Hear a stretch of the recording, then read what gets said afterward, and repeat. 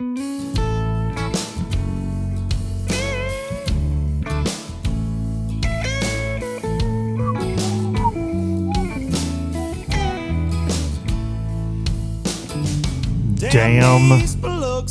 these every old night. And I ain't never met a riverboat dealer that could ever be a friend of mine. I have Summer heat never not treats me kind, it leaves trouble on my mind. So I'm bidding farewell, putting In my notes, and I'll see you at another time. sing it if you know it, gang.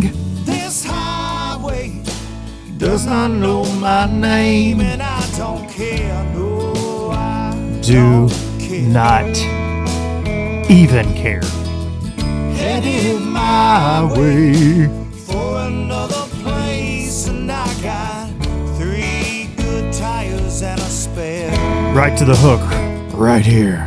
Just a white line gypsy getting out of Mississippi with just enough gas to get there. Low budget live, the not so live variety from the Low Budget Live Bar and Grill here in beautiful southern Middle Tennessee.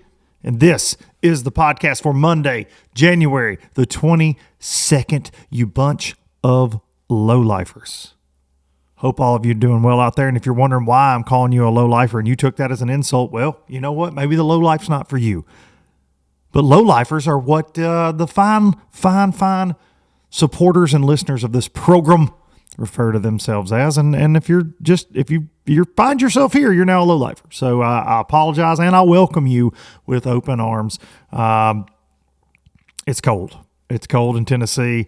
It's cold all over the South. I think it's colder here than it is up north. It's insane. We got last week on the Bill Taylor episode, I mentioned in the intro that we were getting some snow right then as I recorded that. And now as I sit here, the weather has impacted so many things in my life, but it is we have 8 inches of freaking snow on the ground.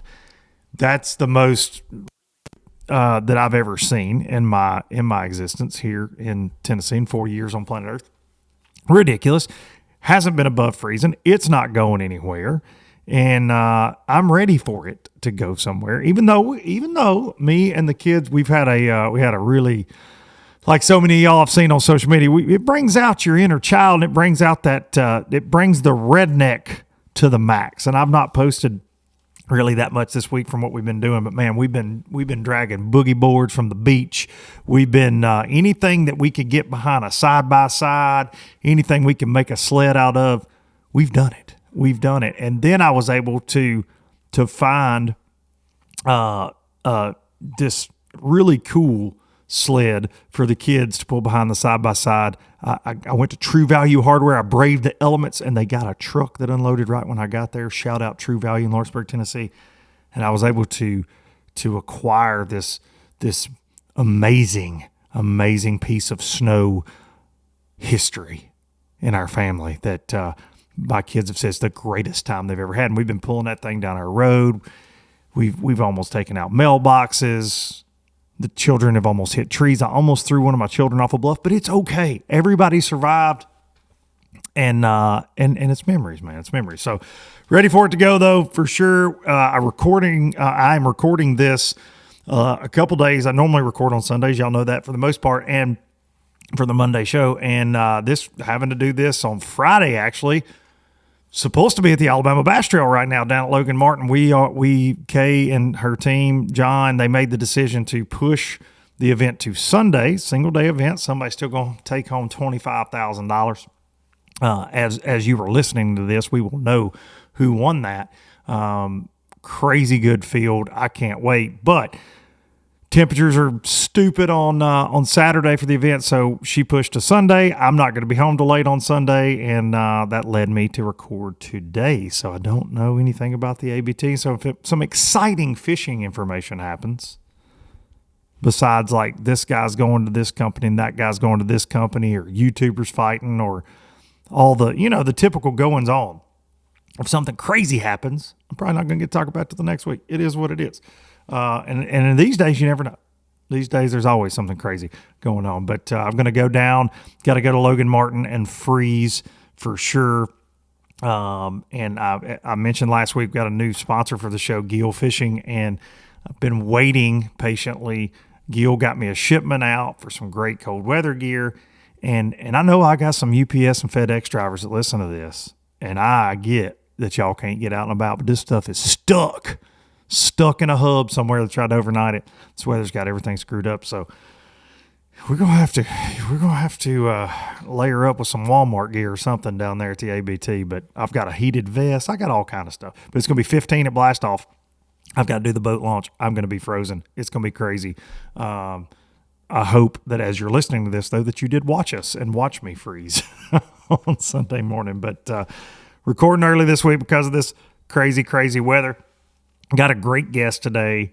Somebody that I'm really looking forward to talking to. We talked to him last year, kind of late in the year, but then he did some very big things. So we're going to talk to him. The dust is kind of settled. He's got some big announcements, some exciting changes, and we're going to get with him in just a minute. Got to thank the sponsors, though, that make all this possible. And I know every podcast you listen to, every podcast I listen to, they do their ad reads. It's very important, and I can't state this enough. Support the companies that support the things you enjoy.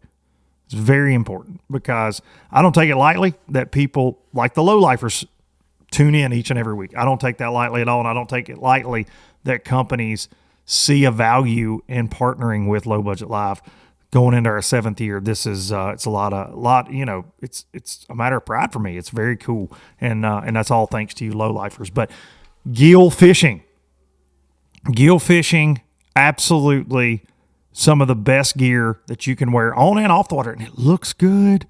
I mean, get on their website, check everything out. If you've got a local dealer, go visit them. And if you got a local dealer that's not carrying it, tell them, hey man, this guy, this lowlifer, he tells me about Gill, and I want to check it out in person. But the rain suits are fantastic. Their layering gear, their gloves, their boots, you name it. This company was really built around competition sailing.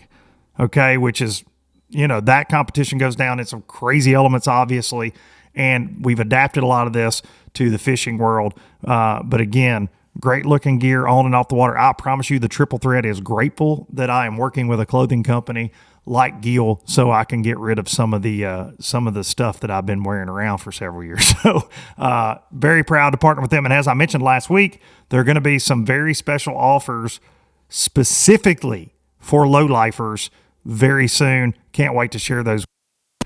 My mic just cut out. I might need to buy, with these sponsors, I might need to get a new mic cable at some point. Been rocking this busted one for a while, and I've only got like 40 in here.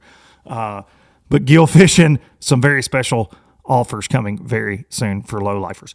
Pro Guide batteries, they're one of those. They got that code for you lowlifers. LBL10 on ProGuideBatteries.com is going to save you money on some of the best batteries in the game, whether that's AGM, whether that's the lithium line.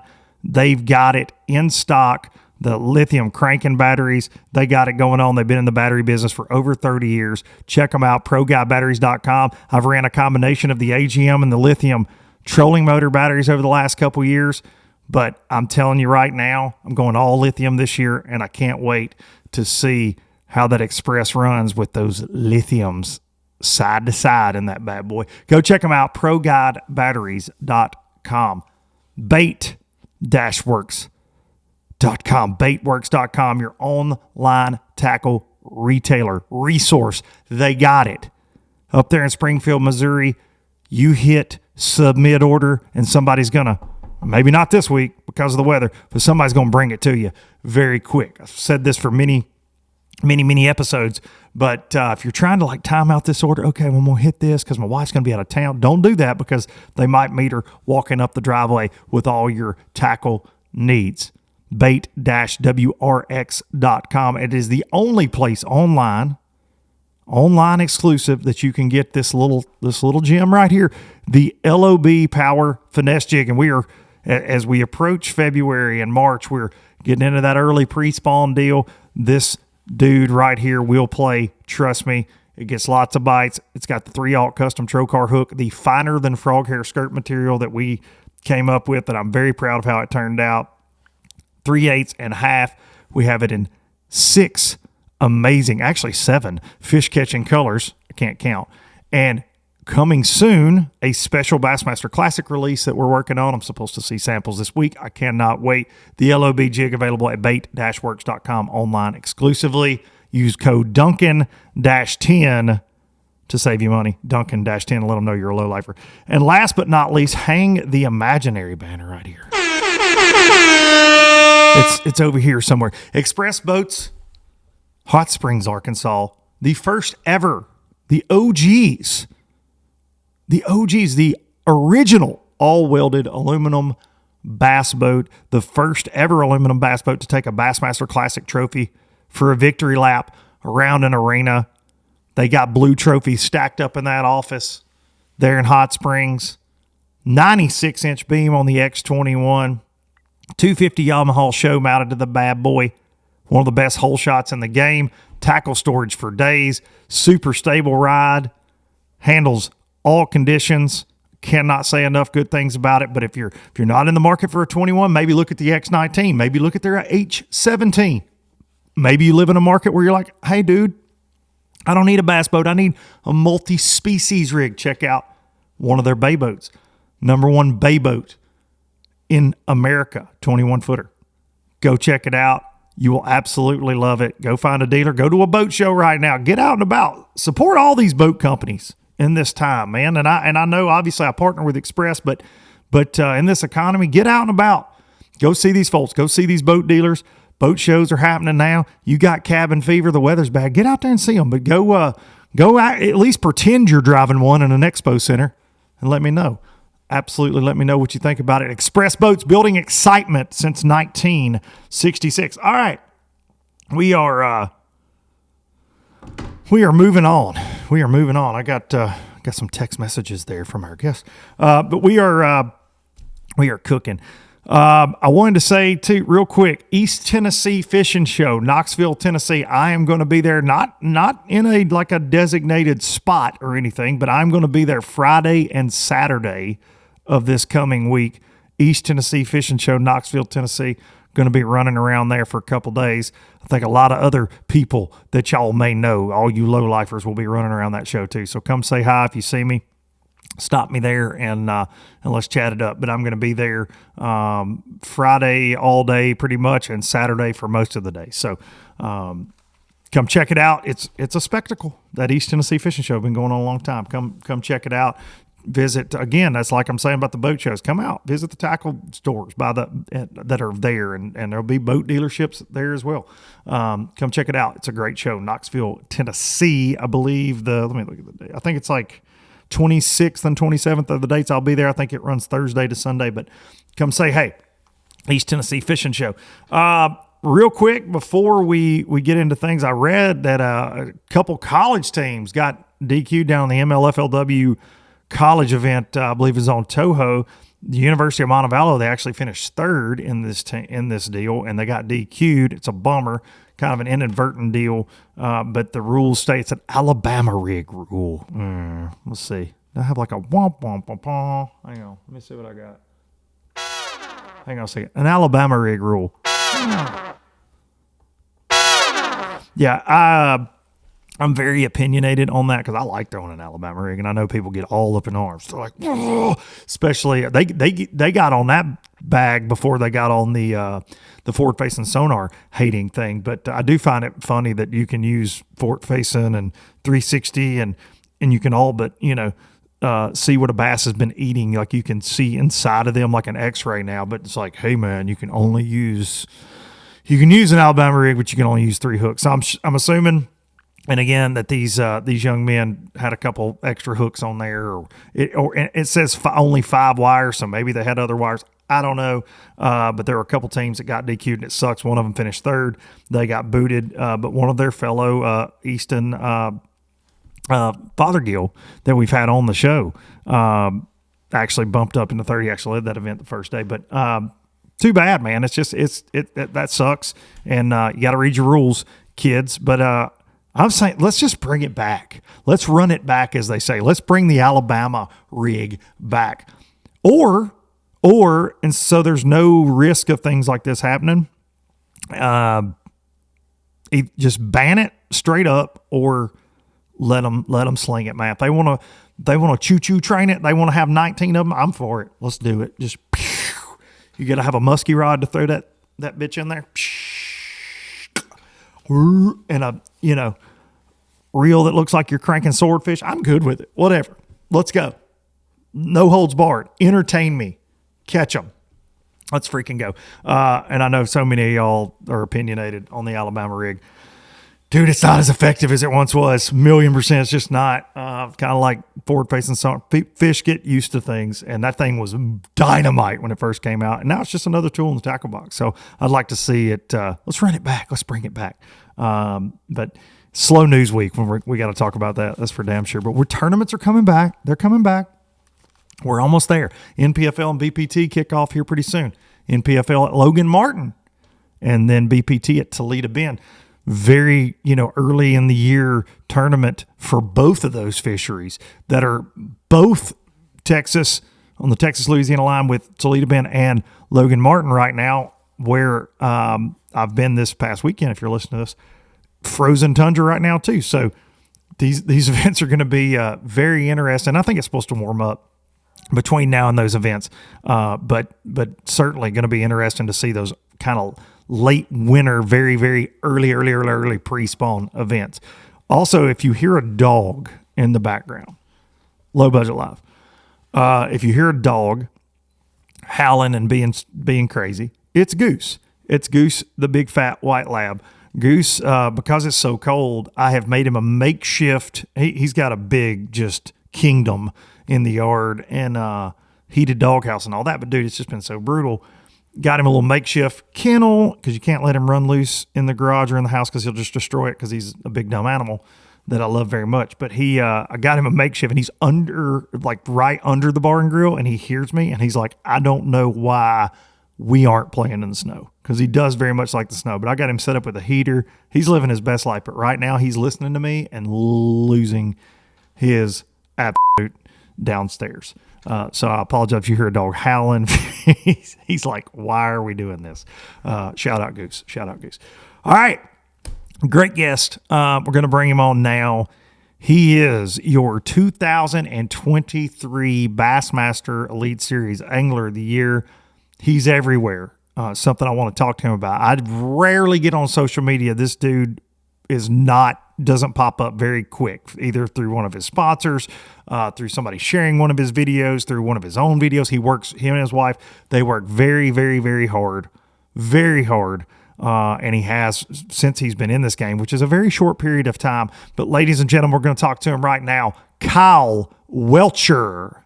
All right, as promised, here he is, the 2023 Bassmaster Elite Series Angler of the Year, new daddy. He's got a lot going on. Kyle Welcher, welcome back to Low Budget Live. Absolutely. Thank you for having me. It's been I always kind of chuckle whenever people say off season, but you hear that a lot. It has been a completely different off season this time, but it's all for the better. That's without a doubt. Well, dude, when I was doing my prep for this, it's so crazy to me to even introduce you as Angler of the Year. And what I mean by that is you just haven't been around a long time. Like, you're not one of these dudes that you're not 15 years into this career, which we've seen. It takes that long for some people to ever achieve that. Dude, you're, basically 4 seasons AOY.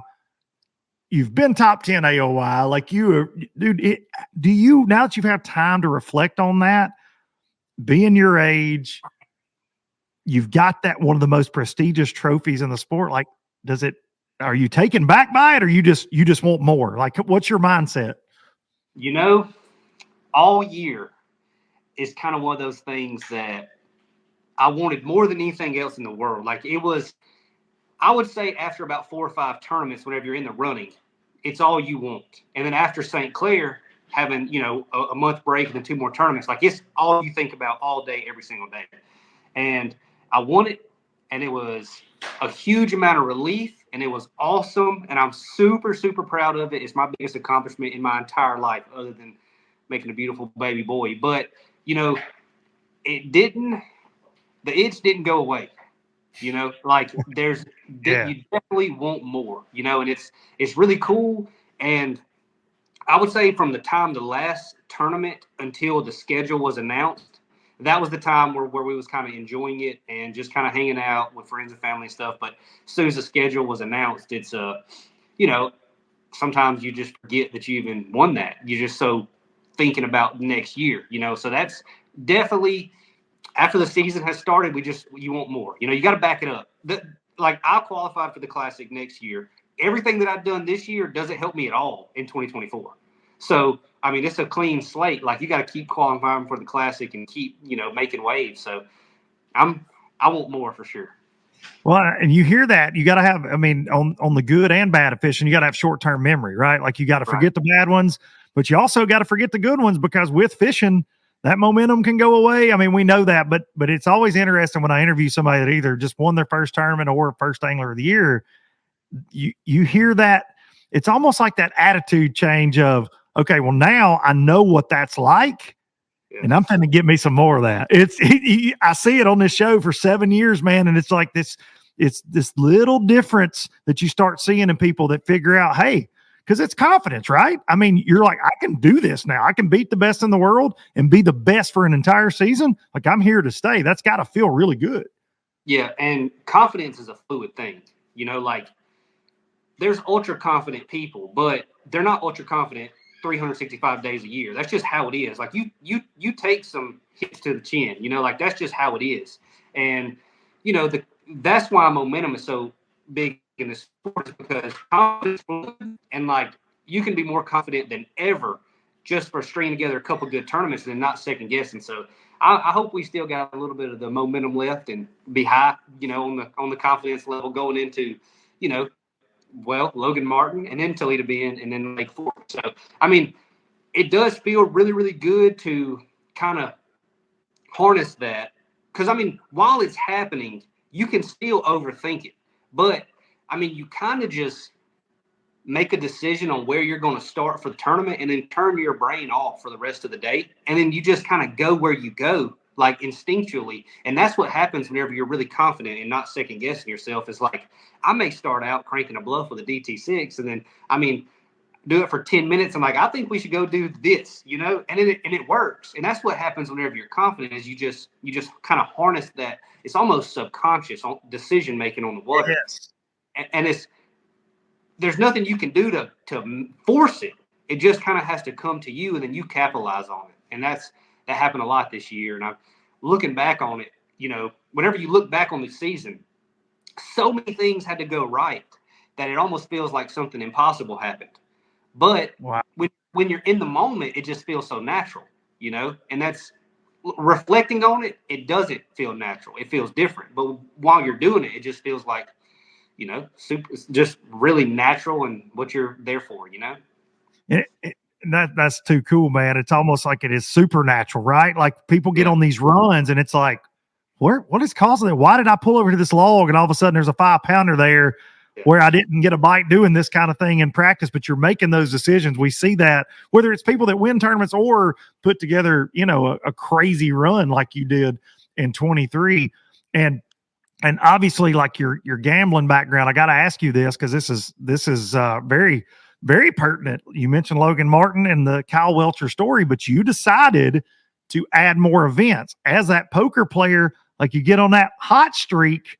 Is that why I mean, do you just want more opportunities to win in 2024? Is that the mindset? Stay even sharper, add more events with the NPFL? And I know you did a video on this, but for the low lifers, what kind of led you? Because look, having a baby on the road, things, I mean, obviously life has changed with the Angler of the Year win. You don't have to do that, right? Like I'm sure your sponsor relationships are better than ever. You just announced a big change, but kind of walk us through that decision to end up on that NPFL roster. So the people that live around me know, and I said this in my video, I might just pop up at any tournament, like doesn't matter. It might be on Lake Martin, maybe on Lake Jordan, maybe on West Point, Eufaula. I may just pop up. There may be 4 boats there and I'm one of them. But that's what I do when I come home, is I fish, like I love to fish. I love to fish tournaments. I like the competitive advantage. I mean, the competitive environment. I like the time constraints, because that's what motivates me. Like anything I go out there fishing and crush them sometimes, on a Tuesday. And it's like, but can you do it when you're in the time constraint and, you feel the time ticking away and you've got two? Can you still fish free and make those decisions? And that's what I like. And I feel like the more that you're in that environment, the more comfortable you get and the more not relaxed, because I'm not ever going to be relaxed in a competitive environment, but the more confident you get in yourself and your pace that you need to go at to make the adjustments. So I've been looking at the NPFL for probably since the first year. And I want to say every single year there's been a conflict with, another elite. And I know Patrick has fished them, and I think Jason Williamson fished them 1 year. And, Patrick has had to miss one NPFL almost every single year. I never really wanted to pay the entry fee and not be able to go, just personally. So this year, the schedule came out. Schedule's perfect for the elites. Like, we have one before the season starts and 3 after our season's done, and the other 2 are like perfectly placed for us. Like, I'm going to be on Murray, and the very next week we got an NPFL in Hartwell. Like, I just literally got to drive up the road. So the schedule kind of just set up perfectly. And I've been watching the NPFL for a long time, and I like the fishing for 3 days. To me, I really, really like that. Before any money's handed out, you got to compete for 3 days. Yes. And to me, that's another element of you got to be on your game that much longer, because you see it on the elites. Guys go have, one good day and then kind of hang on day 2, and then they make their 10 grand check, and on day 3 they don't care, they go bomb, and it's just another day of that intensity, because day 1 and day 2 on the elites is a different intensity level than day 3, because you're getting paid already. So now we got 3 days of the intensity, and I really, really like that, because that's what motivates me to do those crazy things and to stay focused for longer. So I really like the NPFL, and the schedule is what made me want to take the leap this year. That's awesome, man. And I do love, and a lot of our anglers, it's kind of a mixed bag. Obviously I've been working there since the beginning, and some guys like fishing all 3 days because of what you're mentioning. Some like, hey, if I'm out of it, I want to just go home. And I get that too, right? Like, if but man, it's always impressive to me, some of the events we've had, when you start looking at the check line, especially year 1. I remember going to like Wright Patman, and dude, you had to stand on like 16 pounds a day for 3 straight days to get paid, to get the bottom check. And it's like, dude, that's freaking catching them. Like 3 days of just going round robin in this little Texas lake, everybody flipping the same dang bush. And I'm like, dude, that's catching them. Like but it's a pressure cooker, and you watch, Fat Cat 9 Studio getting to watch the standings change on that last day on the Showdown Saturdays. It's always amazing, because you're like, well, this dude's just guaranteed a check, but there's no guarantees when everybody's out there. Things change, and you got to mash on them for 3 days, man. And so it makes them unique. It does set them apart that they don't have a cut.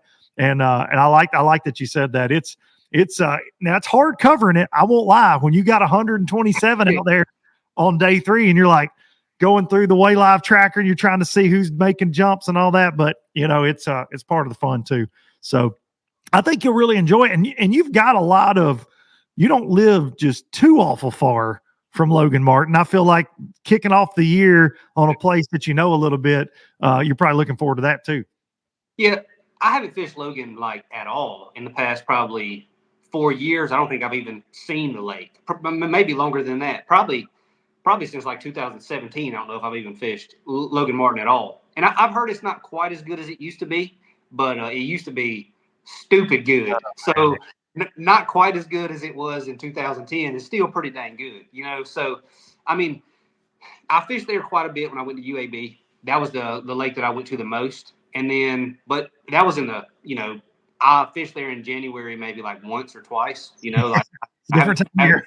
Or February. So fished there some club tournaments, and I fished an open there one time in May.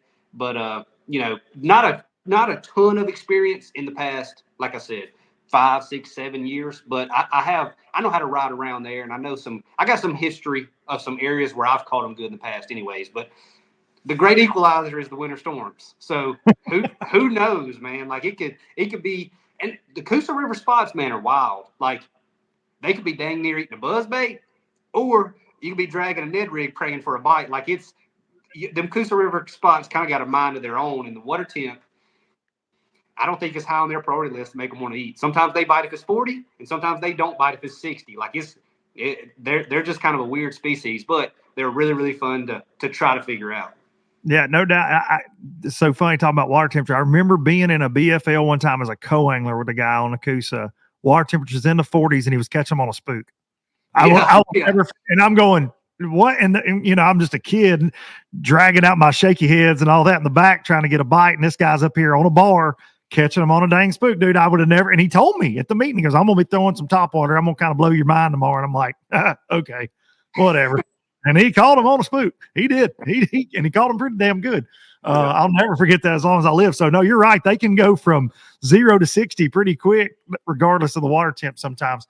As we record this, I've got Alabama Bass Trail will have already passed when people are watching this, but as we record, I haven't headed down there yet. I got 8 inches of snow on the ground in Tennessee, and we've had a decent winter until really the last 7-8 days. And like you're saying, I mean, what's that going to do? You're going to see shad kills in the next, few days. I got a feeling. I just wondered, and again, I'll know more after the ABT this weekend, kind of what things are looking at. But I've seen guys posting videos of Logan frozen in places like the creeks. I mean, what does that do? Does it drive them deep, or are you still going to be able to get a bite shallow? I don't even know how you approach that headed into that NPFL. Yeah, that's going to be interesting. I'd like to think our water temp's going to rise a little bit because the extended forecast has it getting a good bit warmer. Yes. But the lake that's right beside my house, 2 weeks ago, the water temp was 51 or 52. And I went out yesterday and it was 51.5 to 52.5. And really? It was 17 2 days ago. And the water temp literally did not drop at all. Okay. So, I mean, somehow that happened. And I mean, 52 is plenty warm. Yeah, that's doable. Yeah, that's doable for bite. I'm sure the Cousa River gets a lot more current. So I'm sure it'll be 4 or 5 degrees colder. But as long as it's not 42, you're going to catch some, high 40s. That I don't feel like that really even makes you have to slow down that much personally. But when you get down there below 45, 44, 43, and I've almost never fished colder than 43 or 40. Yeah. I've seen 42 one time ever because it just don't usually get that cold down here. So, yeah. I mean, it's going to be a weird couple of weeks on Logan for sure. No doubt about it, man. I fished an Alabama Bass Trail. The inaugural tournament was on Guntersville, February 2013. Me and a buddy of mine, and we broke ice in Seabold Creek in practice. Coldest I've ever been. Everybody's mad at Kay, cussing Kay. Why are we having this dang tournament? And the water, when we blasted off that morning, was 38 degrees out of the state park, and it took 32 to win, son. And I got me one bite all day long, and I was proud to have it. Unbelievable. I couldn't slow down enough, man. But yeah, 2 buddies of mine, they caught a 10-pounder. They had 32 pounds, and it's still her single day, her weight record is 32 pounds. Biggest bag's ever been weighed in an ABT. First ever tournament, coldest one she's ever had. I mean, it never got out of the 20s all day long. It's miserable, man. And I'll never forget pulling up and catching one. We caught 3 or 4 pounder, second or third cast tops, and never had another bite the rest of the day. And that cold, miserable, dude. The good thing about the cold like that, though, is usually you're not catching them 12 inchers. That's right. I don't know what happens, but May, you go down the bank and you're catching a ton of 12 inchers, hoping for a 3-pounder. This time of year, when you get a bite, you can usually weigh it in, and that's right. That's what keeps you focused this time of year. No doubt about it, dude. No, you're dead on with that, and you see that across the country, right? Like the worse the cold before the OH Ivy explosion, that was after that polar vortex when all that stuff went down. It was like the colder it got, and the abnormal cold, it just made it better. All those giants were just eating. It was crazy, and you're seeing that on social media right now. They're starting to stack them up again as they're in this polar vortex. Polar vortex, whatever that even means. Dude, you're talking about running around. And I know you fish fast. I watch your videos. You're a dock skipping, frog skipping. You swim bait, you chatter bait, and you're going to burn down the damn bank swimming a jig. But last year I had you on right before, I believe it was St. Clair. We were talking about AOY, and you had took the driver's seat, and we were talking about how you had adapted the forward facing stuff because you have to Like you have to survive. And then you have a great one at St. Lawrence River, and you're primarily, utilizing that. Are you tying those two together more, the shallow and the forward facing? I mean, do you feel like your fishing style is changing as you kind of get a foothold in here after this Angler of the Year? Are you changing the way you fish a little bit? So with forward facing sonar in the South, it's actually allowing me to spend less time offshore, because I've always fished offshore a good bit, throughout the year. I'll have, 7 or 8 places I want to hit. It used to take me 6 or 7 casts to touch the brush pile. Now I pull up, it takes me 4 casts, and before I make 1 cast, I know how many's in it. So it's, if anything, it's making me have to fish offshore way more efficiently, but probably less time, except for whenever they're actually, the majority of the fish are out there. And that's the thing about being a professional angler, is you have to fish where the majority of the fish are in their migration. Mm-hmm. If they're chasing bait, you better be on them. If they're trying to spawn on stumps, you probably ought to be fishing stumps that they're spawning on. So for me, I'm mixing it in, but I would say for the most part, it makes me able to grind on the bank longer because I can fish offshore so much more efficiently. And it also depends on the lake, like where you go. The lakes that I live on, a lot of times I go out and I live scope in the middle of the day whenever the bite's kind of tough, or I live scope whenever I know there's not many on the bank, the water's ultra clear, they're doing this or doing that. Like I use it a lot whenever I feel like I need to, but still it's not my preferred way to fish. But being a professional angler, we don't have a choice if we do it or not. It's just how much do you actually implement it in. I'm trying to find that line where it helps and you can still fish your strengths, because I qualified for the elites without it. I fished my first year without it.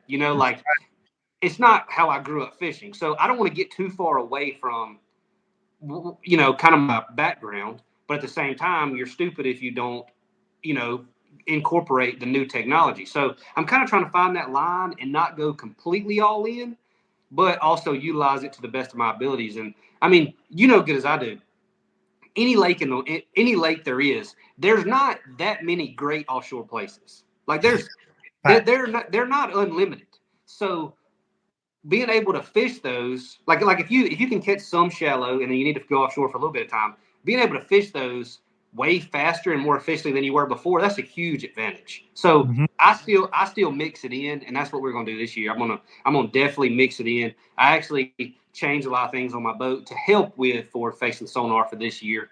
And hopefully it pays off, because we've got a few tournaments this year where you're gonna have you just have to mix it in. I feel like in every single tournament this year, with the exception of maybe the couple of Florida ones, I mean, it's going to be pretty much a forward-facing sonar deal. Like if you catch some off the bank, those are the bonus fish now. No doubt about it. No, I agree, and it's all shifting and changing. And are you one of the guys? Are you running multiple transducers? Is that what we're going to see on the Welcher rig, the Icon, this year? I just didn't see the purpose for it.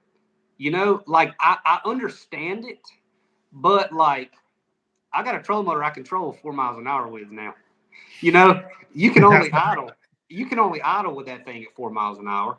So I will have it if I want to, but for right now, Humminbird 360 and live scope, I feel like that's still one of the better setups. As far as fishability wise, as far as on the console, you can see a lot of stuff with side imaging, and then go back over it or whatever. So I mean, I understand why people are doing it, but I don't think it's make or break. Like I really don't. It's way more important to where people are overlooking how important it is to be able to read a map.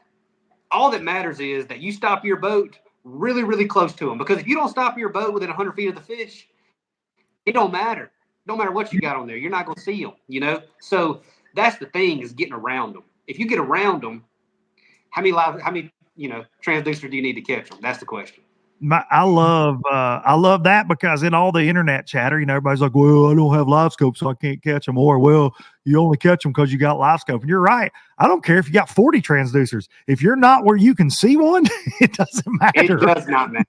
Yeah. I got places I can turn you loose with all the transducers you want. Go, good luck, big guy. Catch one right through here. I can mark you a stretch on Pickwick right now and say, take off. Yeah. I dare you to find one. Good luck. Good luck. That's a really good point, man. And I think, with technology changing, I think mapping really will be the next thing that we see something crazy in. And I say that I've talked to folks at Garmin and folks at Lowrance over the years, and I really do think that's what we're on the edge of, is something that's going to blow all of our minds when it comes to mapping at some point. And that's to me, sitting here today with all the negativity around forward facing and people like, oh, it's hurting the fisheries, it's doing this, it's doing that. That to me could be the biggest game changer, because the advantage that people like yourself have and so many other fantastic anglers is they can break down a map. They can see where they need to be looking. And a lot of and I don't want to say average anglers, but just your casual guy goes out there, he can't do that as well. But if you give it to him in a touch of a button, that does scare me a little bit. If it's got a big red X on it, like, try here, like that could change things. Yeah. And I mean, it has to go that way, because like, just say the Tennessee River in the summer, whenever they're offshore in schools or on ledges, whatever, like, you can sit at home and pull a map out and be like, okay, this is Pickwick. These are the 21 places they might be. These are the 12 places they're going to be. Yeah. And it's like, you can take that, and if you understand what you're looking at, you can do it on almost every single lake. And there's some sneaky places too that are kind of on nothing that, they just get occasionally. And that's what sets people apart. But for the most part, like, you can tell where they're going to be in their migration. And I mean, I hate to sound like this, but like, if you get some of these AI programs, I'm sure they can fill a map up like pretty quick. Like they have to be able to, because I mean, the AI programs are learning. And so the best professional online poker players played against AI. The first game, they beat them, right? The poker players beat them. The second game, it was really, really close, but the pros beat them. The third game, it was not close. The AI crushed the pro poker players, because the AI learns whenever you input stuff, and they see what you're doing and they counter it. So, I mean, there's a lot of things where, I mean, it could definitely happen. Is it going to be legal? I don't know. But I would assume it will be, because, I mean, why not? But, I mean, that is the point where whenever you say you pull up to right here, you drop your trolling motor right here, this is the bait they're probably going to bite. That's the point where it's like, all right, let's turn it all off and go flipping, because let's go punch mats. Because I mean, the hunt is what we all do it for, right? For sure. Put the pieces of, like, there's a moment where you get that bite and it's the last piece of the puzzle, and you're like, oh my God, we're about to smash them. Like, that's the moment. Even though you've only got 2 fish and you just feel like you got that last puzzle piece, that's the moment, and you go running around chasing it. That's what we live for, And whenever that's completely shortcutted, it's just going to take a lot of the sport out of it, Yeah. I love that you brought up AI. And one of the things that I love about Kyle Welcher is you're a thinker, man, and you're an outside the box dude. There aren't many fishermen that I've ever talked to that I think the way you do. And I think it's what makes you so successful. And I have messed around with a lot of AI stuff this year. ChatGPT. Oh yeah, dude. Yeah. I mean, it's just, and some others, because there are some crazy ones out there. I went to a business conference back last spring, and they had a guy speak on AI. And dude, I was one of the only ones in the room. There was a lot of, as my buddy Darian Craig called me yesterday, a boomer. I'm 40 years old. Darian's like, you boomer, over a question I had for him. But anyways, I was one of the only ones taking notes in this room, and looking around like everybody's kind of rolling their eyes and laughing. And dude, this guy was going over, he was from San Diego, and he was talking about all these different programs. And man, there are video editing softwares, there are audio softwares, you can do PowerPoint presentations. But I've played with some of these this year in business, and it's crazy. You get in there and type up like, I want a description for the Low Budget Live podcast, and you feed them nothing else other than that. And he goes, Low Budget Live podcast is, and you're going, that's terrifying. It's terrifying. So what happens, like you're saying, if you go, going to Pickwick, Yeah. In June, Pickwick Lake need to find largemouth bass. Like when we get that advanced with something, and he goes, start in Bear Creek.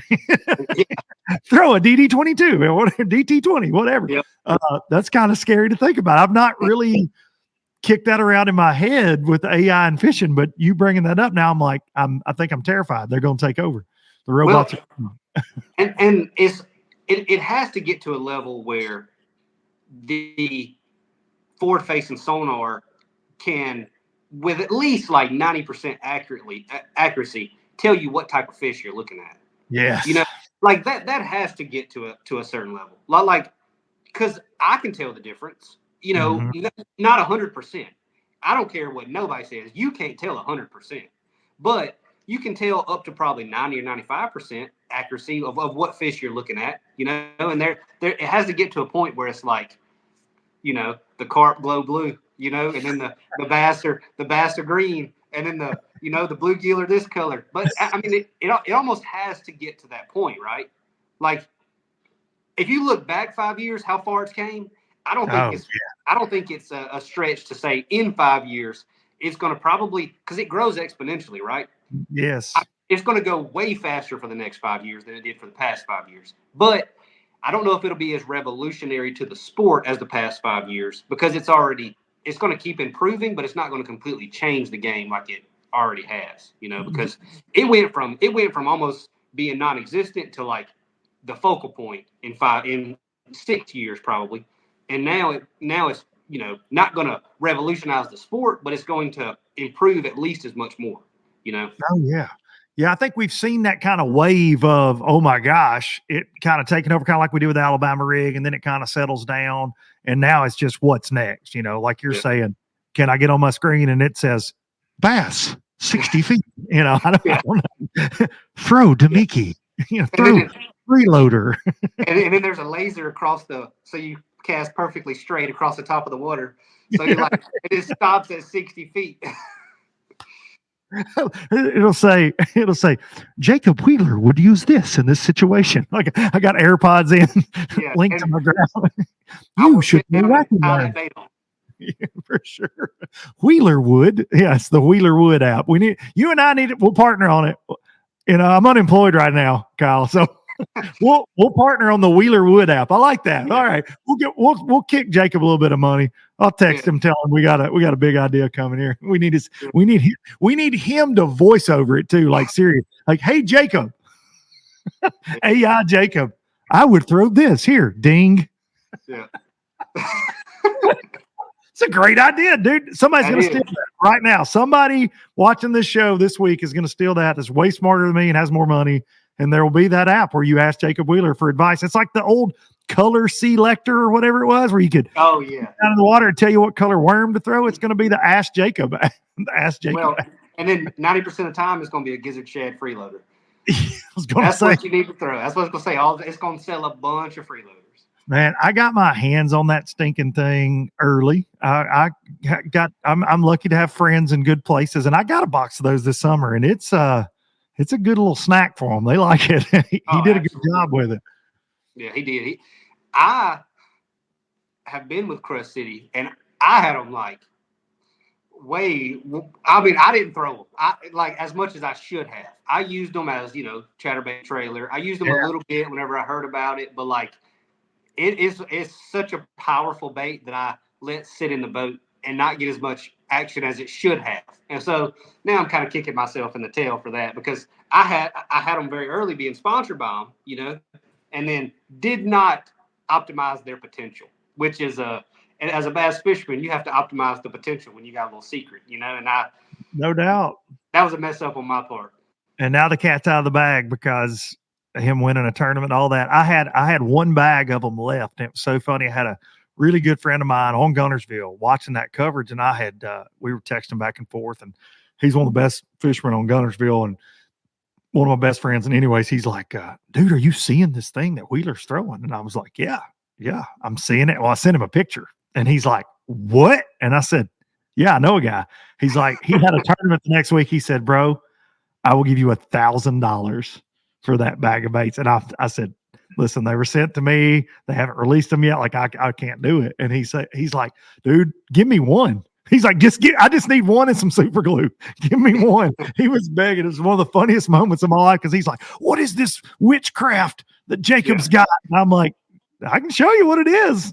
But very, very cool. And I know, man, running the Rapala stuff, and obviously, like you said, you've been with Crush City. And again, that's what I'm getting at. Like, I do not get, okay, I'm going to get on Instagram. I'm going to get on Facebook. I see something Kyle Welcher. I can't get away from you. And I love it so much because it's, I just, from the first time I interviewed you, it was before a St. John's River tournament, maybe your second year. And you guys had just gotten set up in a hotel down there.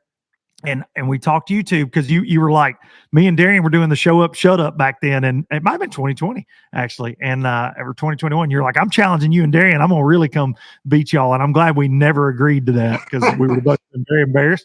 But just you talking about how hard you were working on the YouTube and then seeing that and seeing it all come together for you on both sides, man, has been very exciting and inspirational too, because we see all of it in pro fishing, the good and the bad. And we've seen some stuff this off season where people are like, well, I think I deserve more because I'm here. And I don't think people realize, and I'm not knocking that mentality, whatever, to each their own.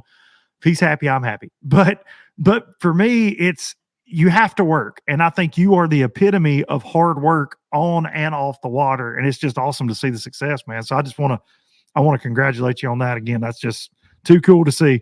And I swear it's the algorithm loves to show me Kyle Welcher. And it's not just because I follow your stuff, obviously, but it's other, man, whether it's, what's it, Untamed?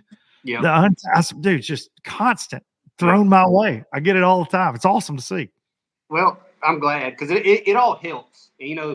This past probably 2 months since we've had the baby, it's been, we've kind of slacked a little bit on it, but it's a time where, it's different for us. So we wanted to make sure that we enjoyed it. But, we've slacked a little bit on YouTube for the past couple of months, but it's one of those things where you get out of it what you put into it. And literally, I love things like that because the harder you work, the better it gets. And it's not like physical labor.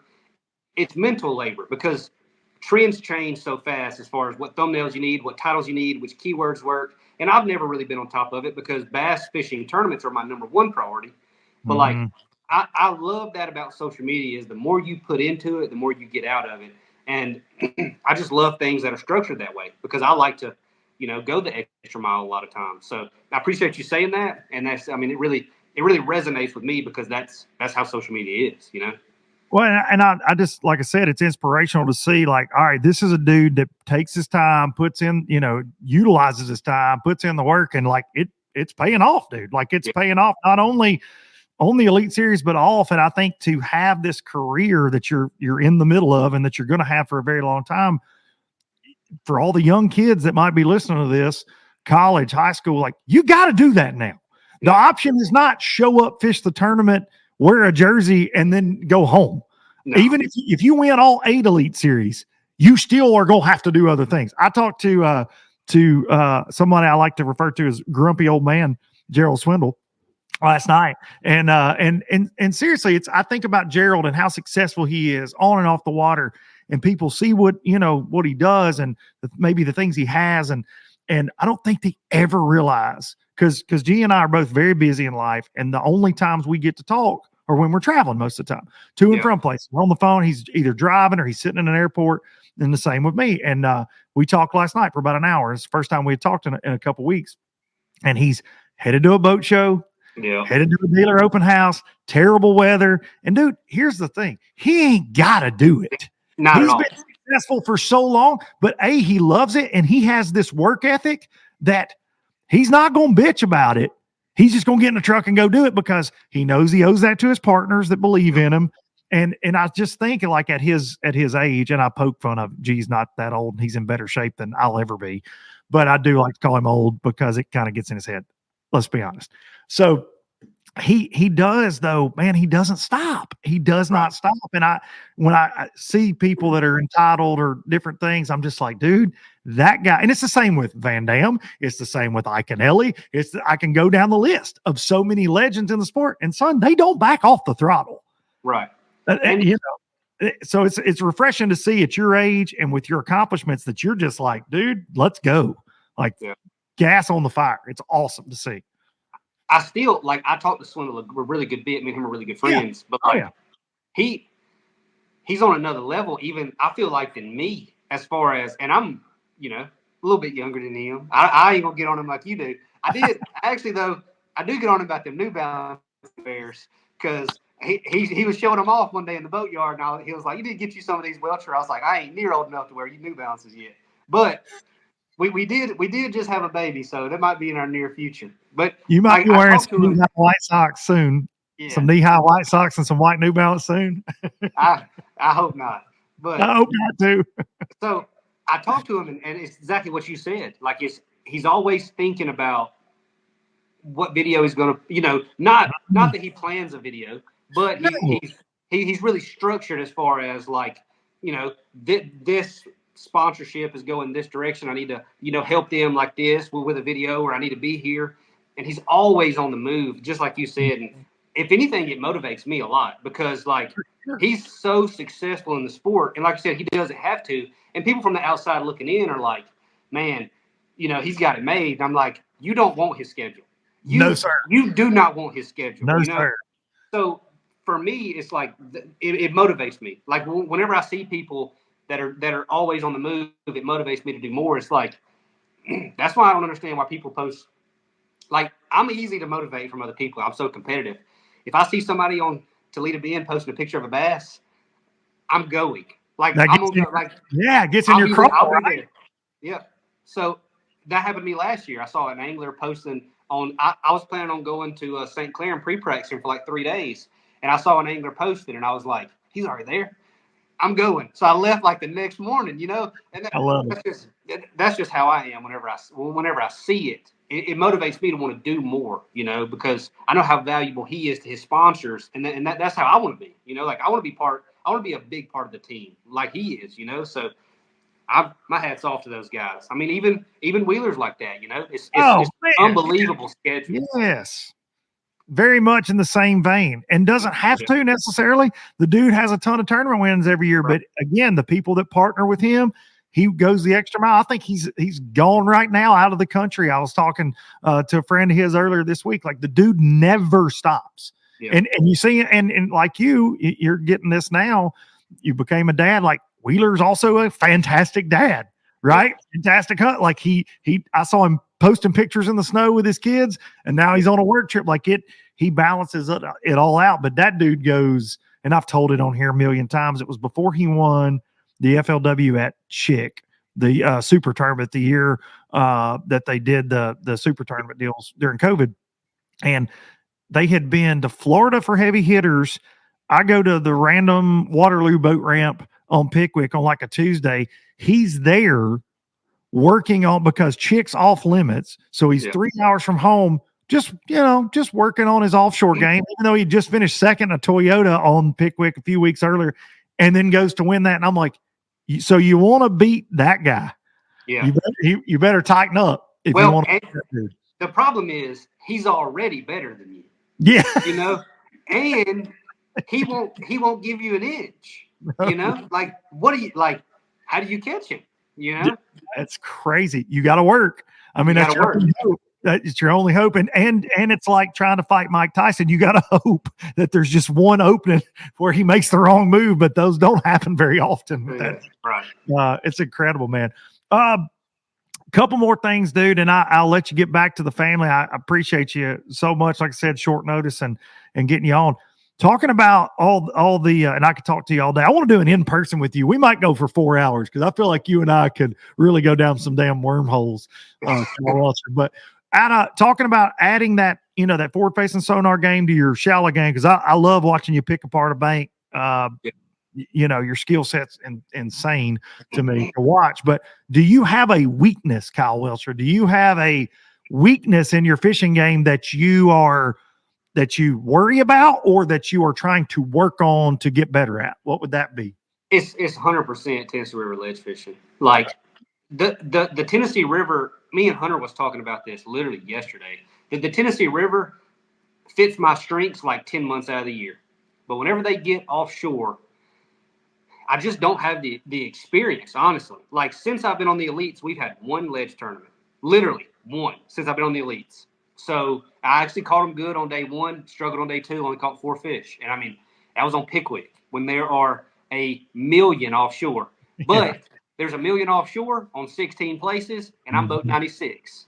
What you gonna do? You know? So anyways, that's definitely my weakness. I mean, I've definitely got less than 15 days in my life ledge fishing. You know, like I've just maybe less than 10. Like I've just never done it. You know, like almost never. So that's definitely my biggest strength. And luckily, you don't have to do it as much anymore because when they get off, they don't all get on the tip of a point. You know, so luckily, I hopefully won't have to do that this year.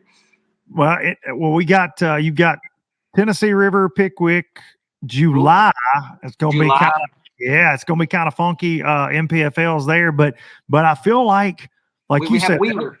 You guys have Wheeler, in June too. But I think the cool thing, and that's what I was going to say about Pickwick and Wheeler now, there's a lot of options, man. And the fisheries are getting better again, and the grass is everywhere. And hopefully this year the cold didn't ruin it. I pray that's not the case. But those fish, there's a lot of, they're versatile. You don't just have to sit on some, tip of a point with 9 other people, rub rail.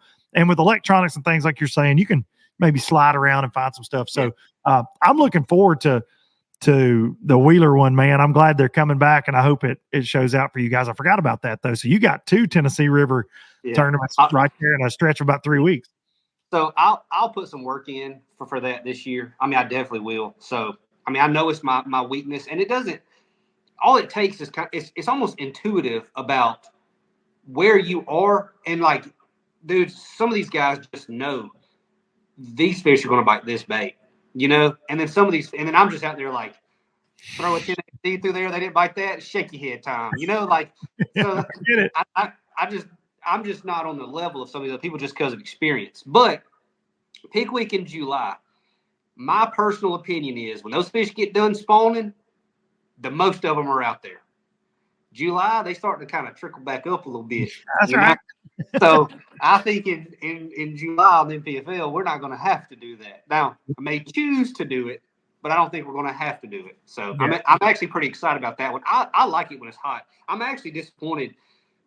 June in Alabama is phenomenal, even if you're not ledge fishing. Like, it's so good. It's some of the best fishing we have around on all the lakes. And I mean, it's a shame that every time we fish in June, it's offshore because, man, the topwater bite, the flipping bite, like the grass bite is so good. Yeah, it's so good. And then we always go to the Tennessee River if we do fish down here. But, either way, Now, wait, you getting your wish, big guy. You're getting to go to Smith in June.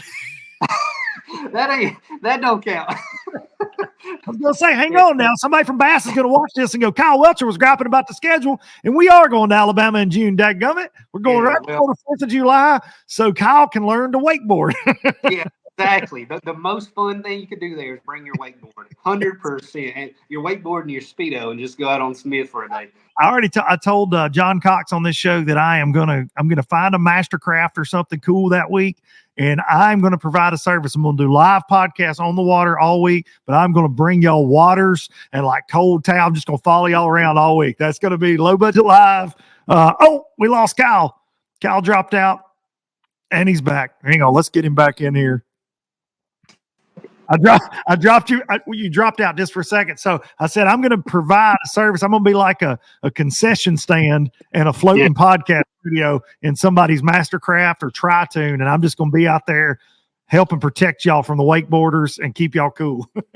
Well, we need that for sure. Because, I mean, I will pay people to not drive by me. Like, I get to that level. Because, I mean, but sometimes on that clear water spots and smallmouth, it helps.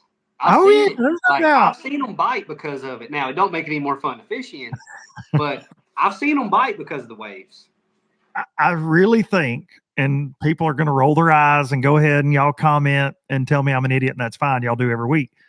but I think that's going to be the most fun tournament. Maybe not the most fun.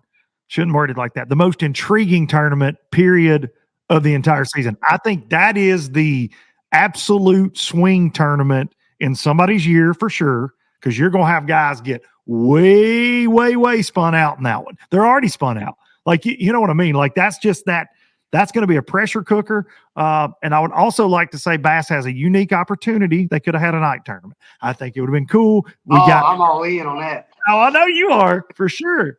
They don't. Yeah, I don't think y'all don't want to mess with Jordan Lee at night down there. I don't think he got a lot of nights on that pond. Yeah, and Gerald and G. Like, that is true. That's but truly, man, think about how cool that could be with technology we got now and cameras and everything. I gotta think there's a way we could have filmed an Elite Series at night. They had an opportunity. You know what? Chris Bowes and crew, Chase Anderson, y'all call me. I'm an idea guy. Yeah, I mean, I think on Smith. So in the Elite Series, it's rare to see somebody catch 9 bass and make the cut. Like, it's rare. Yeah. On Smith, I don't think it's gonna be rare. It ain't gonna be rare. Like, it's gonna be like maybe like a lot of people catch 6 and make the cut. You know, like that's how I feel, anyways. Because I mean, 15 inches are pretty good in June. You know, like.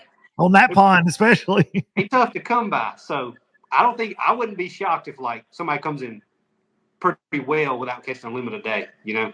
That's the wild card one for me. That's and it's right there in that point in the season where it can kind of make you or break you. And I love it. I'm like, let's go. I mean, it's kind of like those Sabine tournaments. Everybody gripes, but from a fan's perspective, watching it, I mean, dude, I'm all about it. Let's go. It don't always have to be 30 pounds a day. We'll get that at work in Toledo Bend, but let Smith, I'll bring y'all some popsicles, and you can't have a cold beer, but I'll have them on ice in the parking lot after the tournament for everybody. There you go. You'll probably make a killing. Yeah, maybe. Let's hope. I'm gonna try it. Before we go, dude, speaking of boats, this is again, Kyle Welcher everywhere. Kyle Welcher making big moves. But dude, you've joined up with Icon, and I feel like I would be remiss to not say something about that, because those guys are making some waves. It's a new company, and your buddy Jacob's over there, Hunter's there, but they're starting to grow that pro staff. And just talk about that a little bit, though. That was a big announcement last week for you. Yeah. So being in the industry, and you worked at TH, so yeah, man, you know how some of these boat companies are to deal with. There's a very poor relationship typically at most boat companies, you know, and that is not the case at Icon. Like, that, to me, that was the whole thing. Is like, we were on the phone last night talking about the boat and, you know, any kind of things we want to change going forward and stuff. And like, getting to have that kind of an input between all of us and the actual top brass is, to me, it's huge. That's what I like doing. Like, I'm a tinkerer, and I've never been able to tinker with boats, you know, but it's a pretty cool opportunity. And it's just a super, super nice boat. And from here, you know, a lot of y'all talk at Express, it's a very similar relationship there, it seems like. For sure. Yes. So that's what makes you so proud to represent those types of brands. You know, like, whenever you really believe and you see the work that goes into it and why this was built this way and what the purpose is of this, your confidence level just goes up and up and up and up, because you understand why. It's not just somebody giving you a boat and say, here, go fish out of this. Like, it's a completely different relationship. And on top of that, it's by far way too nice of a boat for somebody that likes to bump docks and ride up in backwaters and jump stumps and jump sandbars. Yeah. They have the perfect R&D guy with you. 100%, because I break everything. And I mean, the boat really is the nicest boat I've ever seen. Like, it don't even make sense that I get to carry that thing around the country. Luckily, usually I get the 18-inch rims or 20-inch rims on my boat. Usually it's about 3 turns before I've knocked a bunch of this paint off. Luckily on this one, we have not done it yet, and no major scratches or anything on it. But I have, you know, I'll definitely test this boat. But I'm just super excited to see the direction they're trying to go. And, I mean, they have a huge yacht company behind them. Like, they know how to do this. You know, they're just trying to kind of find their lane in the industry and improve it. That's what matters to me with all my companies. How can you get better today than you were yesterday? Next year, the product needs to be better than it was last year. And I mean, that's not to say the products aren't great now, but technology and everything, you have to keep improving. And it just, it gives me a lot of confidence to be with companies like that the goalpost is moving forward every single year. Like, that's what I like. That's what I want to be a part of. And I'm excited to be with them. And I mean, I love those guys over there. Well, I love how you're mentioning that, but the team part of that, and I say that on my express reads on here all the time, and I do mean that. It's a family. And look, I deal with a lot of boat companies in this industry, and there are a lot of really, really good ones. They're family owned, and they're very much treat their anglers like a team and things like that. But I think when you're on a pro staff, whether it's a boat company, lure company, whatever the case is, when you have that relationship, and I'm fortunate to have a couple, and I know you do as well, is you are part of something, and they do value what you bring to the table, because they reach out to you and for the initial conversations and things. But then once you work with them, they care about your opinion. If you say, hey, this right here, maybe we should do it like this. And you watch a guy go, oh, hang on a second. And he starts taking notes, whether in an in-person meeting, Zoom call, whatever. And I've just seen that with Express. And I thought for Icon, it was genius what they did with leaning on Jacob. Right. Yeah. And they've got fantastic engineers up there that are very boat minded, obviously. And I've had several conversations with those guys, but in my former life, but they, leaning on Jacob to go, hey, well, how can we make this better for a tournament angler and building a true tournament boat? And like I say, it's the same for Express, and it's the same for a lot of the companies out there. It's very important. And I say again to somebody listening to this, when you're picking sponsors to work with, don't just go with somebody that picks up the phone. And if you got somebody that calls you, okay, cool, you're going to give me 3 bags of worms. Like, what's the overall relationship? And as a pro angler, as a promoter, as an influencer, whatever the case may be, whatever you represent, having some say in an R&D world, having some say in the overall, like you're saying, moving those goalposts forward, dude, that is a dream scenario. So congrats on that, man. And I know you're very involved with every company that you're with. Yeah. I try to be, but the exactly what you said, the relationship and the team is everything. Like, there's a lot of companies that whenever you're winning want to come in for like a flash in the pan, kind of like, hey, we want to give you this much money, but whenever you win, and then when you have a couple bad years, it's going to go down the drains, which is inevitable. You're not going to win the Classic or win AOY or win tournaments every single year. Like, it's just like, I want to. I'm trying everything I can to, but it's not possible. And when you have that relationship, and the mutual respect, it's more of a kind of steady growth towards a common goal. And that's what I have tried to align myself with. And right now I'm super, super pleased with my stable of sponsors. It's better than I ever thought it would be, as far as the relationships that I have. It's not them just coming saying, hey, you post this on YouTube, it's not like that, and with some companies, it can be like that. Amen. So, I'm proof of it. Yeah. Amen. So I'm super pleased, and, I'm happy with where I'm at. Well, and it's well deserved, brother. You're earning it each and every day. And congrats on everything. Congrats on being a daddy. Congrats on Angler of the Year. And I am grateful to have you on the NPFL this year, hanging out with me and Fat Cat. And I hope that, we cover the top 5 at the tournament. So I'm hoping we get some Kyle Welcher camera time. It's going to be fun for everybody. Hopefully we sneak in there at some point throughout the year. We got a couple that are going to be weird, but a couple that I'm looking forward to that I think, we could have a shot, weather depending. So, I'm excited about that. And I'm super excited to get those started here in about a week, I guess. Yeah, it's coming, buddy. Couple weeks, and you guys will be freezing at Logan Martin. Hopefully the weather takes a turn, this whole Alabama weather. Well, Kyle Welcher, I appreciate you. Everybody watching this, make sure if you're not subscribed to Kyle's YouTube, it's fantastic. Go follow him on all social media channels.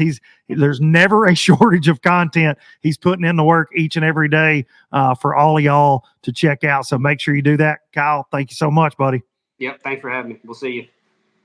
All right, that's all she wrote with the champ, the 2023 Bassmaster Elite Series Angler of the Year, fixing to be an NPFL pro as well this year. He's had a lot of tournaments. to the slate. I appreciate him coming on and all this crazy weather and just craziness period in life. Lots of changes as we discussed there going on for Kyle Welcher. But thank him for coming on. And I thank all of you, the low-lifers, for tuning in each and every week here, Low Budget Live. We're going to keep doing it. Y'all keep tuning in. We're going to keep doing it. Also, want to say, locked down the classic venue for the Low Budget Live. Trying to get a head count on capacity for the place. Got some exciting announcements. Got some big things that are going to happen that night, and be dropping some information on y'all very, very soon, because we're just a couple months out from that night that we can all hang together there, all the low-lifers at the Bassmaster Classic, Tulsa, Oklahoma. Look forward to that. I'm going to take you out with some Biloxi Blues, and I will see y'all next week with more Low Budget Live. See ya. Spanish moss and Civil War ghosts, well, I'm gonna leave them in the past. Any direction, Lord, I'll be fine. It don't matter east or west. North, south, wherever the wind blows, I'm leaving those burdens at rest. This highway, it does not know my name, and I don't care, no, I don't care. Heading my way for another place, and I got 3 good tires and a spare. Just a white line gypsy getting out of Mississippi with just enough gas to get there.